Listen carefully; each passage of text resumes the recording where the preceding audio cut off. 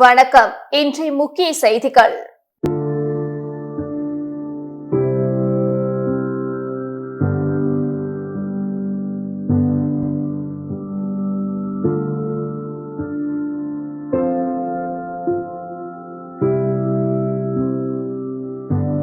உண்மை ஒரு நாள் வெல்லும்.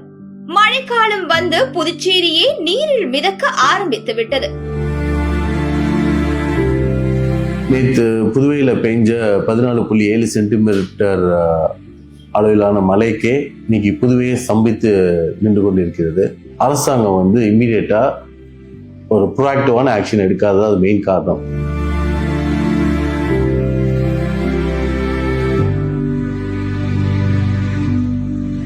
இதை நாங்கள் அன்னைக்கே ஆன்டிசிபேட் பண்ணி தான் இதுக்கு வந்து தூர் வரணும்னு சொல்லி எங்கள் மன்றம் சார்பாக எல்லா அந்த தொகுதியில் இறங்கி வேலை செஞ்சப்ப பிடபிள்யூ டிபார்ட்மெண்ட்லேருந்து அங்கே வேலை செய்யணும்னு சொல்லி ஒரு கேஷுவல் ட்ரெஸ்ஸில் வந்து அங்கே வேலை செஞ்சுட்டு இருக்கவங்கள கூப்பிட்டு மிரட்டி இதை நீங்கள் இம்மீடியட்டாக ஸ்டாப் பண்ணணும்னு சொன்னாங்க.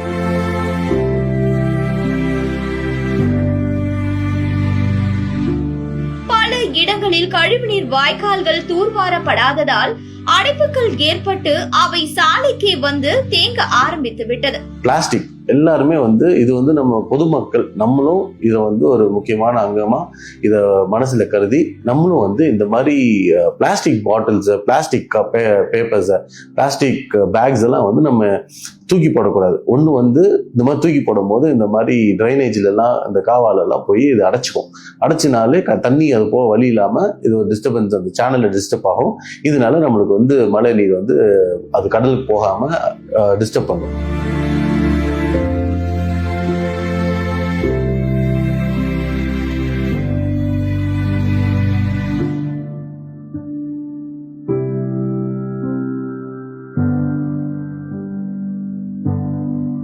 இதையெல்லாம் முன்பே கணித்துதான் சமூக சேவகர் திரு சார்லஸ் மார்டின் அவர்கள் புதுச்சேரி காமராஜர் நகர் தொகுதியில் வெள்ளவாரி வாய்க்காலை ஜேசிஎம் மக்கள் மன்றத்தின் சார்பில் பல எதிர்ப்புகளுக்கு மத்தியில் தூர்வாரினார். அதன் பயனை புதுச்சேரி மக்கள் தற்பொழுது உணர தொடங்கிவிட்டனர். பண்றவங்க செய்ய விடுங்க, எங்க வீட்டுல வந்து புழு பூச்சி பாம்பெல்லாம் வந்து வீட்டுக்கு வந்துடுது, தண்ணி வந்தாலும் எங்களால குப்பையும் வேணுமா எல்லாம் வீட்டுக்குள்ள தான் வருது, நீங்க பண்றவங்கள டிஸ்டர்ப் பண்ணாதீங்கன்னு சொன்னாங்க. அப்படி இருந்தும் அதை போலீஸ் ஸ்டேஷன் வரைக்கும் கூட்டு, லாஸ்ட் ஸ்டேஷன் வரைக்கும் கூட்டு போய் இருக்கிறவங்கள ஹராஸ் பண்ணி அவங்கள வந்து மான உடைச்சலை கொடுத்து இன்னைக்கு வந்து பாத்தீங்கன்னா அவங்க அன்னைக்கு வந்து அது கைவிடும் ஒரு சூழ்நிலை வந்து அரசாங்கம் கொண்டு வந்து விட்டாங்க. இன்னைக்கு பாத்தீங்கன்னா அன்னைக்கு அப்படி இருந்தும் சில இதெல்லாம் தூர் வாரினது காரணம்னாலதான் இன்னைக்கு காமராஜர் நகர் சில இடங்கள்லாம் வந்து இன்னைக்கு வந்து பிரச்சனை இல்லாம இருக்கு.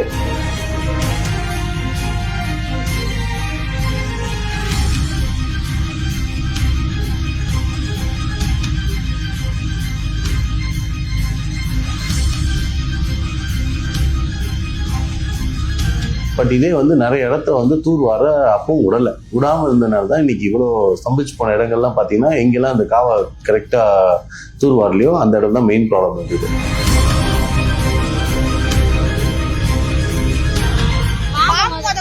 குழந்தை பச்சை பிள்ளைலாம் வச்சுன்னு நாங்க ரொம்ப கஷ்டப்படுறோம். வீட்டுக்குள்ள தண்ணி பூந்து ரொம்ப கஷ்டப்படுறோங்க. நாங்க வீட்டுக்குள்ள வந்து இன்னைக்கு மழை பெஞ்சு மழை தண்ணியெல்லாம் உள்ள வந்து ரொம்ப அவஸ்தைப்படுறாங்க. இன்னொன்று இது மெயினாக வந்து பிரச்சனை என்ன, இந்த மாதிரி நேரத்தில் தான் கழிவு நீரும் குடிநீரும் கலந்துருது. அவங்க இதோட 7 பேர் உயிரிழந்திருக்காங்க இந்த விஷயத்துல. இந்த மாதிரி விஷயங்கள்லாம் உண்மையாவே கவர்மெண்ட் வந்து ப்ரோஆக்டிவ் ஸ்டெப்ஸ் எடுக்கணும்.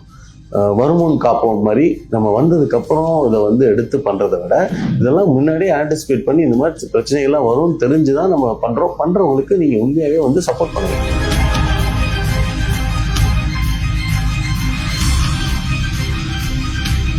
எந்த கவர்மெண்ட்டுங்க செஞ்சுட்டு யார் செஞ்சாங்க சொல்லுங்க. எங்க வந்து ஒண்ணு நீங்க செய்யுங்க, இல்லைன்னா செய்யறவங்களா செய்ய விடுங்க.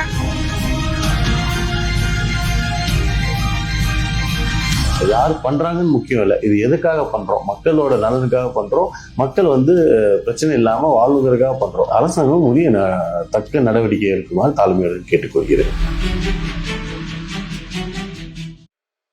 சிங்கப்பூரில் உள்ள பிரபல ஆர்கிடெக்ட் நிறுவனமான சிபிஜி கார்ப்பரேஷன் நிறுவனத்தில் சமூக சேவகர் சார்லஸ் மார்ட்டின் நகர திட்டமிடல் குறித்து கலந்துரையாடினார். குறிப்பாக எதிர்கால சுற்றுச்சூழல் அமைப்பு மற்றும் ஸ்மார்ட் சிட்டி திட்டமிடல், கல்வி நகரம், மருத்துவ நகரம், ஏரோ சிட்டி போன்ற நகரங்களை உருவாக்குவது எப்படி என்பது போன்ற இந்தியாவின் வளர்ச்சிக்கு உதவும் புதிய திட்டங்கள் குறித்தும், அதேபோல புதுவையின் உட்கட்டமைப்பு மற்றும் வளர்ச்சிக்கான திட்டமிடல் குறித்து சமூக சேவகர் சார்லஸ் மார்ட்டின் துறைசார் வல்லுநர்களுடன் விவாதித்துள்ளார்.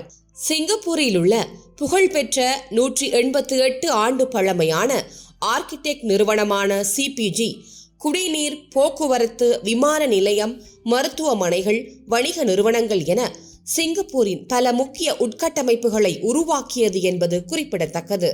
குறிப்பாக புதுவையை சிங்கப்பூர் போல தலை சிறந்த மாநிலமாக மாற்றும் நோக்கத்தோடு செயல்பட்டு வரும் சமூக சேவகர் சார்லஸ் மார்ட்டினின் சிங்கப்பூர் நிறுவனத்துடனான இந்த சந்திப்பு முக்கியத்துவம் பெற்றுள்ளது. புதுவை காலாப்பட்டு கடற்கரையில் அரிய வகை மீன்கள் இறந்த நிலையில் கரையொதுங்கி அப்பகுதி முழுவதும் துர்நாற்றம் வீசுவதால் மீனவர்கள் அச்சமடைந்துள்ளனர். காலாப்பட்டு கடற்கரை பகுதியில் அரிய வகை மீன்கள் ஏராளமானவை சுமார் 2 கிலோமீட்டர் தூரத்திற்கு இறந்த நிலையில் கரையொதுங்கியுள்ளன. இதனிடையே கடற்கரையில் இறந்த நிலையில் கரையொதுங்கியுள்ள மீன்களை பறவைகளும் தூக்கிச் செல்கின்றன. பல கிலோமீட்டர் தூரம் இறந்த நிலையில் மீன்கள் கரையொதுங்கியுள்ளதால் அழுகி துர்நாற்றம் வீசுவதால் சுற்றுச்சூழல் பாதிக்கும் நிலை உருவாகியுள்ளது. தொழிற்சாலைகளில் இருந்து வரும் கழிவுகள் மற்றும் கடல் மாசுபாட்டின் காரணமாகவே மீன்கள் இவ்வாறு கரையொதுங்கியிருக்கலாம் என கடல்வாழ் ஆராய்ச்சியாளர்கள் தெரிவித்துள்ளனர். புதுச்சேரியில் ரூபாய் 10 கோடியில் புனரமைக்கப்பட்ட தாவரவியல் பூங்காவை முதலமைச்சர் ரங்கசாமி மக்கள் பயன்பாட்டிற்காக திறந்து வைத்தார். புதுச்சேரி சுற்றுலா தலங்களில் முக்கியமானதாக தாவரவியல் பூங்கா உள்ளது. 22 ஏக்கர் பரப்பில் 3500 மரங்களுடன் உள்ள தாவரவியல் பூங்காவை ஸ்மார்ட் சிட்டி திட்டத்தின் கீழ் ரூபாய் 10 கோடி ரூபாய் செலவில் புனரமைக்கப்பட்டது.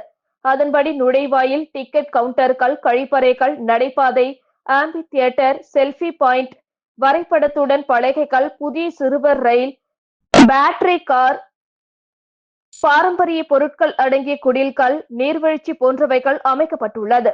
சிறப்புமிக்க தாவரவியல் பூங்காவை பொதுமக்களுக்கு அர்ப்பணிக்கும் நிகழ்வு இன்று நடைபெற்றது. விழாவில் கலந்து கொண்ட முதலமைச்சர் ரங்கசாமி தாவரவியல் பூங்காவை திறந்து வைத்து பொதுமக்களின் பயன்பாட்டிற்கு அர்ப்பணித்தார். விழாவில் சபாநாயகர் செல்வம், வேளாண் துறை அமைச்சர் தேனி ஜெயக்குமார், தொகுதியின் சட்டமன்ற உறுப்பினர் அனிபால் கென்னடி உள்ளிட்ட அதிகாரிகள், பொதுமக்கள் பங்கேற்றனர். பின்னர் விழாவில் சொகுசு மின்சார காரில் பயணம் செய்த முதலமைச்சர் ரங்கசாமி தாவரவியல் பூங்காவை முழுவதுமாக சுற்றி பார்த்து அதனுடைய அழகை ரசித்தார். கழிவுநீர் புகுந்த கோபாலன் கடை அம்மாநகர் குடியிருப்பு பகுதியை கலெக்டர் குலந்துங்கன் தலைமையில் அதிகாரிகள் பார்வையிட்டனர். பூசோடு தொகுதி குருமாம்பேட்டை பகுதியில் குப்பை கிடங்கு உள்ளது. இந்த குப்பை கிடங்கு பின்புறம் அமைந்துள்ள கோபாலன் கடை அம்மாநகர் பகுதியில் கனமழை காரணமாக குப்பை கிடங்கு பகுதியில் இருந்த கழிவுநீர் வெளியேறி குடியிருப்பு பகுதிக்குள் புகுந்தது. அப்பகுதியில் துர்நாற்றம் வீசியதால் அங்கு வசிக்கும் மக்கள் கலெக்டர் குலந்துங்கனை சந்தித்து முறையிட்டனர். அதன் பேரில் collector Kulanthungan, sub collector Kumaran, tahsildar Sekar, Villianur commune panchayat ஆணையர் ரமேஷ், பொதுப்பணித்துறை நீர்ப்பாசன கோட்ட பொறியாளர்கள் கொண்ட குழுவினர் கோபாலன் கடை மற்றும் அம்மாநகர் பகுதிகளில் நேற்று ஆய்வு மேற்கொண்டனர். கலெக்டர் அப்பகுதி மக்களிடம் குறைகளை கேட்டறிந்தார். அம்மாநகர் மக்கள் பாதிக்காத வகையில் குடியிருப்பு பகுதிக்குள் புகுந்த கழிவுநீரை உடனடியாக வெளியேற்றிடவும், தெருக்களில் பிளீச்சிங் பவுடர் தெளித்து சுத்தப்படுத்தவும் உத்தரவிட்டார். தொடர்ந்து குப்பை கிடங்கு பகுதியில் விழுந்துள்ள மதில் சுவரை சரி செய்து அதனை ஒட்டிய பகுதியில் புதியதாக சிமெண்ட் வாய்க்கால் வசதி ஏற்படுத்தி அதனை ஊருக்கு வெளியே செல்லும் கழிவுநீர் வாய்க்காலுடன் இணைக்க பொதுப்பணித்துறை அதிகாரிகளுக்கு கலெக்டர் உத்தரவிட்டார். காங்கிரஸ் கட்சியின் முன்னாள் தலைவர் ஏவி சுப்பிரமணியன் பிறந்தநாள் விழா காரைக்காலில் வெகு விமர்சையாக கொண்டாடப்பட்டது. காங்கிரஸ் கட்சியின் முன்னாள் தலைவர் ஏவி சுப்பிரமணியன் பிறந்தநாளையொட்டி காரைக்கால் மாவட்ட காங்கிரஸ் கட்சி சார்பில் மாவட்டம் முழுவதும் பல்வேறு இடங்களில் நலத்திட்டங்கள் வழங்கப்பட்டன. இதன் ஒரு பகுதியாக இளைஞர் காங்கிரஸ் சார்பில் மாவட்ட தலைவர் ரஞ்சித் ஏற்பாட்டில் மாவட்ட தலைவர் சந்திரமோகன் தலைமையில் ஓமகுளம் நரிக்குறவர் இன மக்களுக்கு நலத்திட்ட உதவிகள் வழங்கப்பட்டது. அதனைத் தொடர்ந்து வேட்டைக்காரன் மேடு பகுதியில் உள்ள ஏழை எளிய மக்களுக்கு நலத்திட்ட உதவிகள் வழங்கப்பட்டது. இந்நிகழ்ச்சியில் வட்டார தலைவர்கள் சுப்பையன், அரசன், முஜீப் ரஹ்மான் உள்ளிட்ட ஏராளமான காங்கிரஸ் கட்சி நிர்வாகிகள் மற்றும் தொண்டர்கள் கலந்து கொண்டனர். காரைக்கால் கிளை சிறையில் அதிகாரிகள் சோதனை செய்தபோது கைதியிடமிருந்து செல்போன், சிம் கார்டு, புகையிலை பொருட்கள் மற்றும் மது பாட்டில்கள் பறிமுதல் செய்த சம்பவம் பரபரப்பை ஏற்படுத்தியுள்ளது. புதுச்சேரி மாநிலம் காரைக்கால் மாவட்டத்தில் உள்ள கிளை சிறையில் சிறைச்சாலை அதிகாரிகள் சோதனை செய்தபோது பல்வேறு வழக்குகளில் கைதாகி விசாரணை கைதியாக இருந்த நந்தகுமார் என்பவரது அறையில் உள்ள கழிப்பறையில் ஒரு செல்போன், 2 பேட்டரிகள், ஒரு சிம் கார்டு, புகையிலை பொருட்கள் மற்றும் மது பாட்டில்கள் இருப்பது தெரிய வந்தது. இதனையடுத்து அதனை சிறைச்சாலை அதிகாரிகள் பறிமுதல் செய்து காரைக்கால் நகர காவல் நிலையத்தில் விசாரணை கைதி நந்தகுமார் மீது புகார் அளிக்கப்பட்டுள்ளது. இதனைத் தொடர்ந்து நந்தகுமார் மீது நகர காவல் நிலைய போலீசார் வழக்கு பதிவு செய்து அவருக்கு செல்போன்கள், புகையிலை மற்றும் மது பாட்டில்களை கொடுக்க உதவியவர்கள் யார் என்று பல்வேறு கோணங்களில் விசாரணை மேற்கொண்டு வருகின்றனர். மணவெளி சட்டமன்ற தொகுதியில் கல்வீடு கட்டுவதற்காக 15 நபர்களுக்கு ரூபாய் 11.70 லட்சம் நிதி உதவிக்கான அரசாணைகளை சட்டப்பேரவைத் தலைவர் செல்வம் வழங்கினார். புதுச்சேரி அரசு குடிசை மாற்று வாரியம் மூலம் பிரதம மந்திரி கல்வீடு கட்டும் திட்டத்தின் கீழ் மணவெளி சட்டமன்ற தொகுதியை சேர்ந்த பயனாளிகளுக்கு கல்வீடு கட்டுவதற்கு முதல் தவணையாக ஒரு நபருக்கு ரூபாய் 1.20 லட்சம், இரண்டாவது தவணையாக ஒரு நபருக்கு ரூபாய் 1.60 லட்சம், மூன்றாவது தவணையாக 10 நபர்களுக்கு தலா ரூபாய் 70,000 வீதம், ரூபாய் 7 லட்சம் ஒரு நபருக்கு ரூபாய் 1.90 லட்சம் என மொத்தம் ரூபாய் 11.70 லட்சம் நிதி உதவிக்கான அரசாணைகளை தொகுதி சட்டமன்ற உறுப்பினரும் சட்டப்பேரவைத் தலைவருமான செல்வம் இன்று தனது இல்லத்தில் வழங்கினார். இந்த நிகழ்ச்சியில் குடிசை மாற்று வாரிய இளநிலை பொறியாளர் பாஸ்கரன், களப்பணியாளர்கள் மற்றும் மணவெளி தொகுதி முக்கிய பிரமுகர்கள் கலந்து கொண்டனர். ஜிப்மரில் சிகிச்சைக்காக வரும் நோயாளிகளுக்கு ஆயுஷ்மான் பாரத் காப்பீடு அட்டை இலவசமாக பதிவு செய்து எடுத்து தரப்படும் என அறிவிக்கப்பட்டுள்ளது.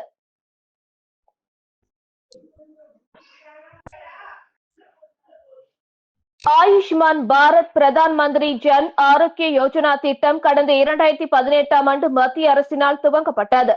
அரசு மற்றும் தனியார் மருத்துவமனைகளில் 2 மற்றும் 3ஆம் நிலை சிகிச்சைக்காக குடும்பத்திற்கு 5 லட்சம் ரூபாய் வழங்கப்படுகிறது.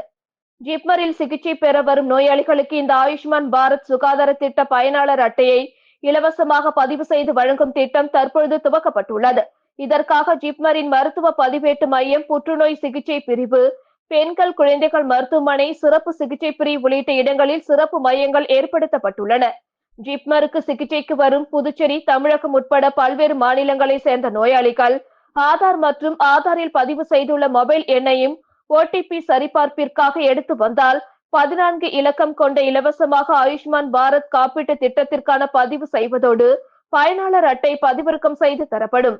இனி ஜிப்மரில் சிகிச்சைக்காக செல்வோருடைய ஆதார் எண்ணை கொடுத்து மருத்துவ பதிவேடு பதிவு செய்யும் போது அவர்களுடைய ஆயுஷ்மான் பாரத் காப்பீடு திட்டமும் தெரிய வரும்.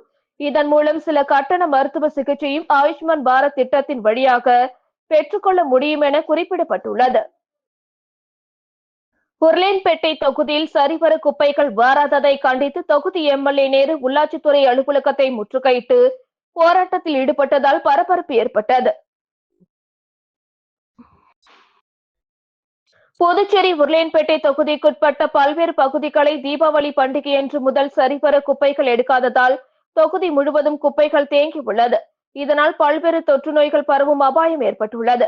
இந்த நிலையில் தொகுதி சட்டமன்ற உறுப்பினர் நேரு உள்ளாட்சித்துறையை தொடர்பு கொண்டு பலமுறை புகார் தெரிவிக்கும் நடவடிக்கை எடுக்கப்படவில்லை என கூறப்படுகிறது.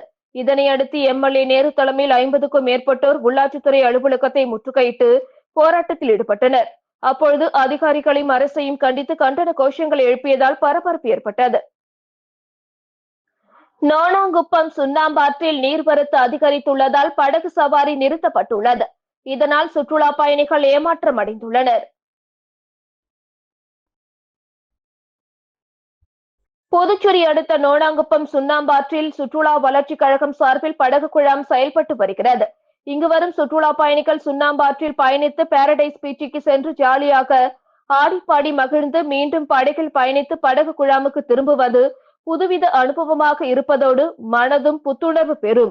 இதனால் வாரந்தோறும் சனி, ஞாயிறு மட்டுமின்றி விடுமுறை தினங்களிலும் சுற்றுலா பயணிகளின் கூட்டம் அதிகரித்து காணப்படும். இந்நிலையில் தமிழகம், புதுச்சேரியில் பருவமழை தொடங்கியுள்ள நிலையில் கடந்த 2 நாட்களுக்கு முன்பு கனமழை கொட்டி தீர்த்தது. இதன் காரணமாக வீடூர் அணை திறப்பினாலும் சங்கராபரணி ஆற்றில் நீர்வரத்து அதிகரித்துள்ளது. இதனால் நோனாங்குப்பம் சுண்ணாம்பாற்றின் படுகை அணை நிரம்பி வழிவதோடு கடலை நோக்கி தண்ணீர் ஆர்ப்பரித்து செல்கிறது. ஆகவே பாதுகாப்பு கருதி நோனாங்குப்பம் படகு குழாமில் படகு சவாரி நிறுத்தப்பட்டு படகுகள் கரைகளில் பாதுகாப்பாக நிறுத்தி வைக்கப்பட்டுள்ளது. தற்காலிகமாக படகு இல்லமும் மூடப்பட்டுள்ளது. படகு இல்லம் மூடலால் பல்வேறு பகுதிகளில் இருந்து வந்த சுற்றுலா பயணிகள் ஏமாற்றத்துடன் திரும்பி சென்றனர். அரசுக்கும் வருவாய் இழப்பு ஏற்பட்டுள்ளது. சுற்றுலா நகரமான புதுச்சேரியின் அடையாளங்களில் ஒன்றாக நோனாங்குப்பம் படகு குழாம் உள்ளது. புதுச்சேரிக்கு வரும் சுற்றுலா பயணிகளின் விருப்பமான இடங்களில் முக்கிய பங்கு வகிப்பதும் நோனாங்குப்பம் படகு குழாம் தான் என்பது குறிப்பிடத்தக்கது. முன்னாள் முதலமைச்சர் நாராயணசாமி மத்திய அமைச்சராக மற்றும் மாநில முதலமைச்சராக இருந்தபோது புதுச்சேரி எந்த வளர்ச்சியும் அடையவில்லை, அதற்கு மாறாக பின்தங்கித்தான் சென்றிருக்கிறது என்று பாஜக சட்டமன்ற உறுப்பினர் கல்யாண சுந்தரம் தெரிவித்துள்ளார். புதுச்சேரி சட்டப்பேரவையில் உள்ள அவரது அலுவலகத்தில் செய்தியாளர்களை சந்தித்த அவர், சார்லஸ் மார்டினிடம் தொடர்பில் உள்ள பாஜக சட்டமன்ற உறுப்பினரான தன்னையும் அமைச்சர் ஜான்குமாரையும் பிஜேபியிலிருந்து நீக்க வேண்டும் என்று நாராயணசாமி கேட்பது சிறுபிள்ளைத்தனமாக உள்ளது. புதுச்சேரியில் ஆளும் கட்சியாக இருந்த காங்கிரஸ் கட்சியை பூஜ்ஜியமாக மாற்றியது நாராயணசாமியின் சாதனை என்று விமர்சித்தார். தவளை தன் வாயால் கெடும் என்பது போல காங்கிரஸ் கட்சி அவர் சீரழித்து வருகிறார். நாராயணசாமி மத்திய அமைச்சராக இருந்தபோதும் சரி, மாநில முதலமைச்சராக இருந்தபோதும் சரி, புதுச்சேரி எந்தவித வளர்ச்சியும் அடையவில்லை. இதற்கு மாறாக புதுச்சேரி மாநிலம் பின்னோக்கிதான் சென்றுள்ளது என்றார். தமிழகத்தில் இருக்கின்ற திராவிட முன்னேற்ற கழகம் சார்லஸ் மார்டினிடம் தேர்தல் நிதியாக 700 கோடி ரூபாய் பணம் பெற்றுள்ளது. அப்படி என்றால் சார்லஸிடம் பணம் வாங்கிய திமுகவுடன் கூட்டணி சேர மாட்டேன் என்று நாராயணசாமியால் கூற முடியுமா என்று கேள்வி எழுப்பிய கல்யாண சுந்தரம், சட்டத்தால் அங்கீகரிக்கப்பட்ட லாட்டரி நடத்துகிறார்கள், அதன் மூலம் வரும் வருமானத்திற்கு அரசுக்கு தேவையான வரியும் செலுத்துகிறார்கள். ஜோஸ் சார்லஸ் மார்டின் ஒன்றும் தீவிரவாதி அல்ல என்று விளக்கம் அளித்தார். புதுச்சேரியில் ஓய்வு பெற்ற செவிலியரிடம் தாலி செயின் பறித்த காஞ்சிபுரத்தை சேர்ந்த நபரை போலீசார் கைது செய்தனர். புதுச்சேரி தவளக்குப்பம் ஆனந்த நகரை சேர்ந்தவர் எழிலரசி, ஓய்வு பெற்ற செவிலியர். கடந்த 13ஆம் தேதி பொருட்கள் வாங்க வீட்டிலிருந்து கடைக்கு தவளக்குப்பம் சந்திப்பு அருகே நடந்து சென்றார். அப்பொழுது பைக்கில் வந்த நபர் திடீரென அவரது 2.5 சவரன் தாலி செயினை பறித்துக் கொண்டு தப்பி ஓடினார். இது தொடர்பாக எழிலரசி அளித்த புகாரின் பேரில் தவளக்குப்பம் போலீசார் வழக்கு பதிவு செய்து அப்பகுதியில் இருந்த சிசிடிவி கேமராக்களில் பதிவான காட்சிகளை கொண்டு விசாரணை நடத்தினர். விசாரணையில் காஞ்சிபுரம் மாவட்டம் படப்பை சாலமங்கலத்தை சேர்ந்த பெருமாள் என தெரிந்தது. இதனையடுத்து பெருமாளை கைது செய்த போலீசார் அவரிடமிருந்து தங்கச் செயினை பறிமுதல் செய்தனர். பின்னர் நீதிமன்றத்தில் ஆஜர்படுத்தி காலாப்பட்டு சிறையில் அடைத்தனர். மொரட்டாண்டி ஸ்ரீ பிரத்யங்கரா காளி கோயிலில் லட்சுமி நரசிம்மருக்கு நடைபெற்ற கலச பூஜையில் திரளான பக்தர்கள் கலந்து கொண்டு சாமி தரிசனம் செய்தனர். புதுவை அடுத்த மொரட்டாண்டியில் 62 அடி உயரம் கொண்ட மகா பிரத்யங்கரா காளி கோயில் மற்றும் நரசிம்மர் மற்றும் கோயில் உள்ளது. பரிகார ஸ்தலமான திருக்கோயிலுக்கு தினம்தோறும் ஏராளமான பக்தர்கள் வந்து வழிபாடு செய்கின்றனர். இவ்வாலயத்தில் நடைபெறும் அஷ்டமி பூஜை, அமாவாசை யாகம் சிறப்பு வாய்ந்ததாகும். மேலும் சுவாதி நட்சத்திரத்தை முன்னிட்டு லட்சுமி நரசிம்மருக்கு நடைபெறும் பூஜைகள் மிகவும் சிறப்பு வாய்ந்ததாகும். இதனை முன்னிட்டு லட்சுமி நரசிம்மருக்கு கலச பூஜை மற்றும் யாக வேள்வி சிறப்பு பூஜை நடைபெற்றது. இதில் திரளான பக்தர்கள் கலந்து கொண்டு சாமி தரிசனம் செய்தனர். லாஸ்பேட்டை போலீஸ் ஸ்டேஷன் எதிரே ரவுடியை சரமாரியாக வெட்டிய சம்பவம் பெரும் பரபரப்பை ஏற்படுத்தியுள்ளது. புதுச்சேரி லாஸ்பேட்டை பகுதியை சேர்ந்தவர் ரவுடி ஜாக் என்கிற ஜாக்பால். இந்நிலையில் ரவுடி ஜாக் நேற்று மாலை லாஸ்பேட்டை வள்ளலார் அரசு பெண்கள் மேல்நிலைப்பள்ளி எதிரே உள்ள சமுதாய நலக்கூடத்தில் தனது நண்பரின் மகள் பிறந்தநாள் விழா ஏற்பாடுகளை கவனித்து வந்தார். அங்கிருந்து புறக்காவல் போலீஸ் ஸ்டேஷன் வாசல் முன் நின்றிருந்த போலீஸ் அதிகாரியிடம் பேசிவிட்டு வீட்டிற்கு புறப்பட்டார். அப்பொழுது அங்கு மறைந்திருந்த ஒரு கும்பல் திடீரென வீச்செறிவாளுடன் ஜாக்பாலை மடக்க முயன்றனர். திடுக்கிட்ட ஜாக்பால் தப்பி போலீஸ் ஸ்டேஷனுக்கு ஓட முயன்றார். ஆனால் அதற்குள் அந்த கும்பல் ஜாக்பாலை போலீஸ் ஸ்டேஷன் வாசலிலே மடக்கி முகம் மற்றும் தலையில் சரமாரியாக வெட்டிவிட்டு தப்பி சென்றனர். அதில் முகம் சிதைந்து ரத்த வெள்ளத்தில் உயிருக்கு போராடிய ஜாக்பாலை போலீசார் மீட்டு அரசு மருத்துவமனைக்கு அனுப்பி வைத்தனர். அங்கு அவருக்கு தீவிர சிகிச்சை அளிக்கப்பட்டு வருகிறது. போலீஸ் ஸ்டேஷன் வாசலிலேயே ரவுடியை சரமாரியாக வெட்டிய சம்பவம் அப்பகுதி மக்களிடையே பெரும் அச்சத்தையும் பரபரப்பையும் ஏற்படுத்தியுள்ளது. இந்நிலையில் ஜாக்பாலை வெட்டிய கும்பல் சிறப்பு அதிரடிப்படை போலீசாரிடம் சரணடைந்தனர். அவர்களிடம் போலீசார் விசாரித்து வருகின்றனர். வெட்டுப்பட்ட ஜாக்பால் மீது கொலை உள்ளிட்ட பல்வேறு வழக்குகள் உள்ளது குறிப்பிடத்தக்கது. புதுச்சேரி அடுத்த தமிழக பகுதியான புதுக்குப்பம் பகுதியில் பல வருடங்களாக ஆக்கிரமிப்பு செய்யப்பட்ட இடங்களை வருவாய்த்துறை அதிகாரிகள் அதிரடியாக அகற்றினர். புதுச்சேரி நோனாங்குப்பம் அடுத்த தமிழக பகுதியான கடலூர் மாவட்டம் கிளிஞ்சிக்குப்பம் ஊராட்சி புதுக்குப்பம் பாடசாலை வீதியில் அரசுக்கு சொந்தமான இடம் பல வருடங்களாக ஆக்கிரமிப்பில் உள்ளது. இது தொடர்பாக அப்பகுதி மக்கள் பலமுறை புகார் அளித்துள்ளனர். இந்த நிலையில் பொதுமக்கள் புகாரை ஏற்று கடலூர் மாவட்டம் வட்டார வளர்ச்சி அதிகாரிகள், வட்டாட்சியர், கிராம நிர்வாக வருவாய் அலுவலர்கள் தலைமையில் ஆக்கிரமிப்புகள் இன்று ஜேசிபி மூலம் அகற்றப்பட்டது. அப்பொழுது கிராம பொதுமக்கள் உடனிருந்தனர். இத்துடன் செய்திகள் நிறைவடைந்தன. வணக்கம்.